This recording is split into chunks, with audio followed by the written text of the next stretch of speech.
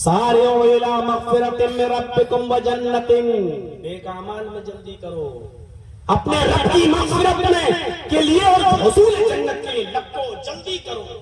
अल्लाह के रसूल नमाज के अंदर, और कल मैंने ये वाक़या सुनाया था, कल हतिया दियाड़ा में अल्लाह के रसूल नमाज पढ़ाने के लिए खड़े हुए, नमाज की इकामत भी कह दी गई। अल्लाह के नबी अल्लाहु अकबर कहकर नियत बांधने वाले हैं और साहब इकराम नबी के पीछे सब सफ बांधे खड़े हैं। अल्लाह के रसूल ने सबको सफों में खड़ा छोड़ दिया और अपने हुजरे में चले गए, अपने हुजरे में चले गए। हुजरे में गए, सोने की एक डली निकाली तकिए के नीचे। इससे पहले वाला वाकया अबू बकर सिद्दीक का था, अब जो वाकया सुना रहा हूं वो हजरत मोहम्मदुर रसूलुल्लाह का है। नबी अकरम ने नमाज पढ़ाना छोड़ दिया, जबकि नमाज पढ़ना भी जरूरी था, ये भी फर्ज था, लेकिन आपने नमाज पढ़ाना छोड़ दिया। आपको एक काम याद आया, सोने की डली आपके तकिए के नीचे, पिलो के नीचे रखी हुई थी। आपने उसको निकाला और आप उसको लेकर बाहर निकले, गरीबों और मिस्कीनों को तलाश किया। आपने वो सोने की डली गरीबों और मिस्कीनों में तकसीम कर दी। उसके बाद मस्जिद में आए, अल्लाहु अकबर कहकर नमाज पढ़ाना शुरू की, और जब सलाम फेरा तो सहाबा ने अर्ज किया, अल्लाह के रसूल पहली बार ये मंजर देखा है, नमाज के लिए इकामत कह दी गई हो, नमाज के लिए तकबीर कह दी गई हो, और आप नमाज पढ़ाना छोड़कर घर में चले जाएं, हुजरे में चले जाएं, और इतनी देर के बाद आप आए। आपने फरमाया, हाँ मुझे नमाज पढ़ाने से पहले ख्याल आया कि सोने की डली मेरे तकिए के नीचे रह गई है। पढ़िए रहमतुल्लाह आलमीन काजी सुलेमान मंसूर पूरी रहमतुल्लाह अलैह की, मैं सोने की डली तकिए के नीचे रह गई है, मैंने सोचा कि उसको निकाल कर तकसीम कर दूं, गुरबा में मसाकीन में बांट दूं, कहीं ऐसा न हो कि नमाज पढ़कर घर जाऊं और सोना तकसीम करने से पहले, गरीबों में देने से पहले मेरी रूह निकल जाए, मैं अल्लाह को प्यारा हो जाऊं, मेरा इंतकाल हो जाए। आए लोगों, अगर गरीबों और मिस्कीनों में सोना तकसीम करने से पहले मेरा इंतकाल हो गया तो कयामत के दिन मैं अपने रब को क्या जवाब दूंगा? जब अल्लाह पूछेगा क्या है मोहम्मद अपने घर में सोने की डली छोड़कर क्यों आए थे? क्या आपने बीवी के लिए, क्या आपने बच्चों के लिए क्यों छोड़ के आए? और मेरे पास इसका कोई जवाब नहीं होता। आए लोगों, मेरे जहन में जैसे ख्याल आया कि पहले इसको गरीबों में तकसीम कर दिया जाए, इसलिए इसने काम को करने में हमने जल्दी की है। ये तो अल्लाह का हक था। नमाज, अगर ये नमाज अल्लाह अपना हक तो माफ कर सकता था, लेकिन अगर बंदों का हक मारा जाता तो अल्लाह उस वक्त तक माफ नहीं करता जब तक के बंदे माफ न करते।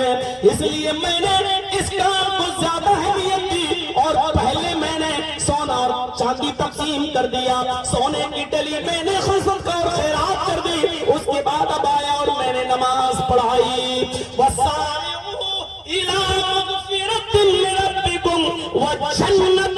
इस आयत का मतलब अब समझने की कोशिश करो। जैसे ही जहन में आया, जैसे ही दिमाग में आया कि मेरे पास इतना इतना माल है, उसमें गरीबों का हक है, तो बाद में काम करेंगे, पहले इस काम को अंजाम दे डालो, पहले गरीबों का हक अदा कर दो, पहले मिस्कीनों का हक अदा कर दो। मेरे प्यारे साथियों, सोचो आज कौन है? हमारे पास भी माल है, हमारे पास भी सोना चांदी है, हमारे पास भी रुपए पैसे हैं, हमारे पास भी दौलत है। बताओ इस गांव में कितने गरीब लोग हैं, और बताओ बिहार में कितने गरीब लोग हैं? क्या हमें इस बात का एहसास नहीं होता है? हम मदद भी करना चाहते हैं, लेकिन सोचते हैं कि पहले अपने घर का काम देख लें, पहले अपना खर्चा देख लें, बाद में जो फाजिल होगा उसमें हम गरीबों की मदद भी कर देंगे। हमारे दरवाजे पर जो फकीर आते हैं, अगर वो पहनने के लिए कोई कपड़ा मांगते हैं तो हम उनको वो कपड़ा देते हैं जो हम इस्तेमाल कर चुके होते हैं, पुराने हो गए होते हैं या छोटे हो गए होते हैं, तो हम उनको पहने पहनाए कपड़े दे देते हैं। कुरान कहता है लन तनालुल बिर्रा हत्ता तुनफिकू मिम्मा तुहिब्बून। उस वक्त तक तुम नेकी हासिल नहीं कर सकते हो, उस वक्त तक तुम सवाब नहीं पा सकते हो जब तक कि तुम अल्लाह की राह में वो चीज खर्च न करो जो तुम्हें सबसे ज्यादा पसंद है, जो तुम्हें सबसे ज्यादा महबूब है, जो तुम्हें सबसे ज्यादा पसंद है। अपनी पसंदीदा चीज जब तक अल्लाह की राह में सदका खैरात न करो, कुर्बान न करो, तब तक मेरे भाइयों अल्लाह कह रहा है तुम सवाब नहीं पा सकते हो, तुम नेकी नहीं पा सकते हो। हम पहने पहनाए पुराने कपड़े गरीबों को देते हैं, जबकि खुद अपने लिए और अपने बच्चों के लिए नए कपड़ों का इंतजाम करते हैं।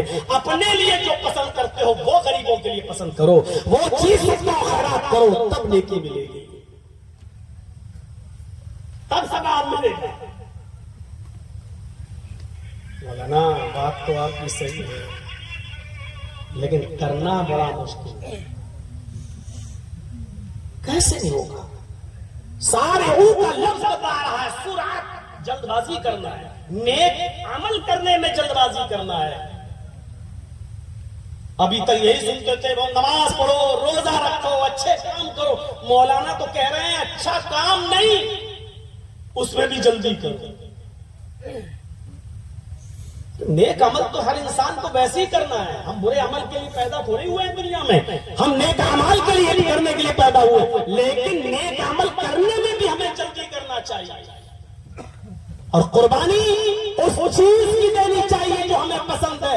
ग़ज़वा तबूक मालूम है आपको कब हुआ था? कैसी गर्मी थी ग़ज़वा तबूक। आओ जरा उस मंजर को हम आपके सामने रखते हैं। और बिहार वालों, कटिहार वालों, रहमतनगर के लोगों, आपसे बहुत मुशाबिहत है इस वाक़े की। आप भी खेती बाड़ी करते हैं, वो भी खेती बाड़ी हो रही थी। ग़ज़वा तबूक सख्त गर्मी में पेश आया और हदीस की किताबें अगर आप पढ़ेंगे तो पता पाएंगे ग़ज़वा तबूक इतनी गर्मी में हुआ था। ये ग़ज़वा, ये जंग कि आसमान से आग की बारिश हो रही थी और जमीन पर कोई नंगे पैर अगर खड़ा हो जाए तो पैरों में फलक पड़ रहे थे, जमीन इतनी गर्म हो रही थी।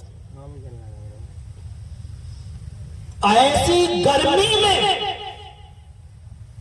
अल्लाह के नबी हुक्म देते हैं कि लोगों इस ग़ज़वे के लिए निकलो, इस जंग के लिए निकलो। और जानते हो कितने किलोमीटर का सफर? कटिहार से बॉम्बे कितना किलोमीटर है? मैं समझता हूं कि शायद 1300-1400 किलोमीटर से कम नहीं होगा। आपका दिल्ली 1100-1200-1300 किलोमीटर से करीब नहीं होगा। अल्लाह के नबी जिस बस्ती में है वहां से ग़ज़वा तबूक के लिए सहाबा किराम को हुक्म दे रहे हैं निकलो। कितनी दूर? 1200, तकरीबन 1200 किलोमीटर का सफर। ट्रेन का सफर नहीं है, राजधानी का सफर नहीं है। मौलाना जर्जी साहब की तरह दिल्ली से बैठे, लखनऊ से बैठे और बागडोरा एयरपोर्ट पे 2 घंटे में उतर गए, ये सफर नहीं है। 1200 किलोमीटर का सफर, वो भी बिजनेस के लिए नहीं। एक तो ये होता कि चलो पैसा कमाने के चक्कर में लोग सऊदीया भी चले जाते हैं और दुबई भी चले जाते हैं कि अपने बच्चों का फ्यूचर संभलेगा, मेरी बीवी बच्चों के काम आएगा। यहां ये भी नहीं है। यहां ये है कि जिस जंग में हम जा रहे हैं पता नहीं हम भी वापस आएंगे या नहीं। 1200-1300 किलोमीटर का सफर, आपने हुक्म दिया निकलो। और जानते हो ये हुक्म किस वक्त दिया जा रहा है? जब फसलें पककर तैयार, खजूरों का फल पककर तैयार हो चुका है। 1-2 दिन में वो खजूर कटने वाले हैं और मार्केट में बिकने वाले हैं। जिस खजूर की पैदाइश और उसके बिजनेस पर पूरे साल का खर्चा चलता है, उन अरबों का, उन सहाबा किराम का, वो खजूर की फसलें पककर तैयार। भाई आपने धान लगाया और पककर तैयार, 2-4 दिन रह गए कटने के लिए, और ऐसे मौके पर कह दिया जाए कि चलिए जिहाद के लिए और आपको 1200-1300 किलोमीटर जाना पड़े, वो भी बिना ट्रेन के और बिना प्लेन के, बिना बस के और बिना 4 व्हीलर के, घोड़े या ऊंट का सफर, और फिर उस सफर में ये हो कि पता नहीं वापस भी आ पाएंगे या नहीं आ सकेंगे। जरा तसव्वुर करिए आप, जबकि आपका खेत पककर तैयार है, धान पककर तैयार है, यही कटना है, यही मार्केट में बिकना है, और इसी से आपके पूरे साल का खर्चा चलना है। जरा तसव्वुर कीजिए आप, ये कंडीशन है सहाबा किराम के साथ। उनके खजूरों की फसल तैयार है, पककर तैयार, 2-3 दिन में कटने वाली है, और अल्लाह के रसूल ने कहा कि इस जंग के लिए निकलो। सहाबा किराम निकलने के लिए तैयार हो गए, एक मैदान में जमा हो गए। अब आपने फरमाया कि जिसके पास जो जो सामान हो वो लेकर आओ, अपने घर से सामान लाओ। हमें ज्यादा राह चाहिए वहां तक चलने के लिए, 1200 किलोमीटर का सफर है, वहां तक जाने के लिए भी हमें खर्चा चाहिए, खाने पीने का सामान चाहिए। जो जानवरों को हम लेके जाएंगे उनको भी खिलाना है। हम और आप 1-2 दिन भूखे रह जाएंगे चलेगा, लेकिन जानवरों को भूखा रखेंगे तो फिर उस पर सवारी कैसे होगी? इन जानवरों को भी खिलाना पिलाना है। लिहाजा अपनी अपनी हैसियत के मुताबिक सामान ले आओ। तुम्हारे पास जो कुछ भी हो चंदा दो। चंदा, यहाँ चंदे का नाम लो तो छाती फटने लगती हो। सहाबा किराम चंदा लाने लगे, ताउन करने लगे। हजरत अबू बकर सिद्दीक अपने घर का सारा माल ले आए। सुनिए, ये सुनने की चीज है। अबू बकर सिद्दीक अपने घर का सारा माल ले आए। हजरत उमर फारूक भी अपने घर गए और अपनी बीवी से पूछा घर में क्या क्या है। जो जो सामान था उसको इकट्ठा किया और आधा सामान ले आए, आधा अपने घर में छोड़ दिया। 2 गिलास थे, 1 गिलास ले आए। 2 चादर थे, 1 चादर ले आए। 2 तकिए थे, 1 तकिया ले आए। 2 जानवर थे, 1 जानवर ले आए, घर पे छोड़ दिया। यानी अपने सामान के 2 हिस्से किए, 1 हिस्सा घर में छोड़ दिया और 1 हिस्सा ले आए। हजरत उमर फारूक का 1 हिस्सा सामान हजरत अबू बकर सिद्दीक के घर के सारे सामान से ज्यादा था। अब इससे ज्यादा आसान उर्दू में हम नहीं समझा सकते आपको, हम बहुत सिंपल उर्दू बोल रहे हैं ताकि आप समझ जाएं।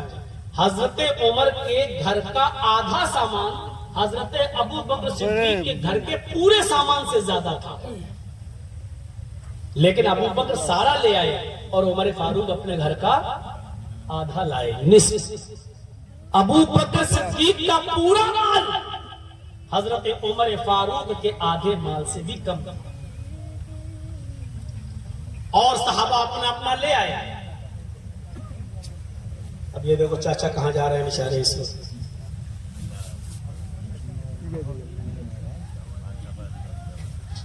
चाची सो गई होंगी, पता नहीं क्यों जा रहे हैं। क्या हुआ भाई, बैठे रहिए। अब आप लोग नहीं, आप लोग बैठ रहिए।